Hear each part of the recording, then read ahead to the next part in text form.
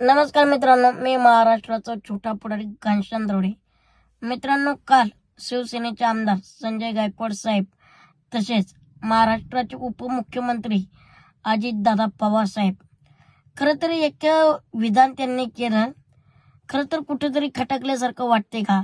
हा ठीक आहे, ज्यांनी पैसे घेतलेत त्यांच्यासाठी ते विधान ठीक आहे, पण ज्यांनी लोकशाहीचा अर्थ समजून डॉक्टर बाबासाहेब आंबेडकरांनी जे संविधानात अधिकार दिले त्याला समजून जर लोकांनी मतदान केलं तर आज कुठेतरी लोकांचा मतदानावरचा विश्वास उडायला लागलाय का?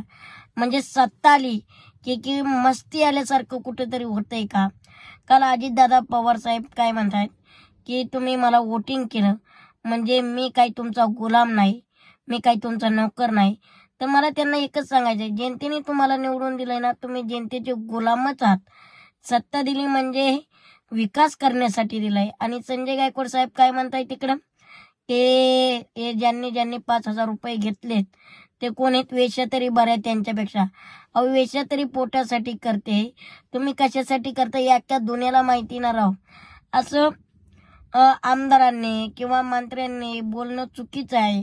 विशेष म्हणजे उपमुख्यमंत्री अजितदादा साहेब, तुम्हाला जर एवढंच वाटत असेल की तुम्ही गुलाम नाहीत तर मी तुम्हाला सर्वांना एकदा सांगतोय, परत एकदा निवडणुका घ्या, मग बघूया. आणि जनतेची तुम्ही चाकरत आहात, जनतेने तुम्हाला सेवा करण्याची संधी दिलेली आहे. त्यामुळे जेव्हा जेव्हा जनता तुम्हाला जाब विचारेल तेव्हा तेव्हा तुम्हाला त्या प्रश्नांची उत्तरं देताच आली पाहिजेत. हे माझं प्रामाणिक मत आहे.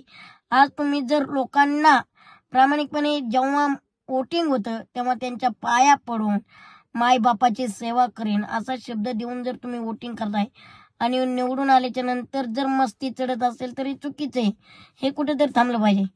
मग खरं तुम्हाला असं वाटतंय ज्या लोकांना तुम्ही बोललायत ना की 5,000 रुपये घेतल्यात त्या लोकांसाठी ठीक आहे, पण ज्या लोकांनी प्रामाणिकपणे मत दिलंय त्यांच्या मताची काहीच किंमत नाही का?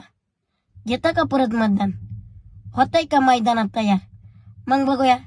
अहो, लाडक्या बहिणींनी तुम्हाला तारले, पण लाडक्या बहिणीला तारताय का? तो मुद्दा जाऊन द्या. पण अजितदादा साहेब, संजय गायकवाड साहेब, हे तुमचं जे वक्तव्य आहे ते फार चुकीचं आहे.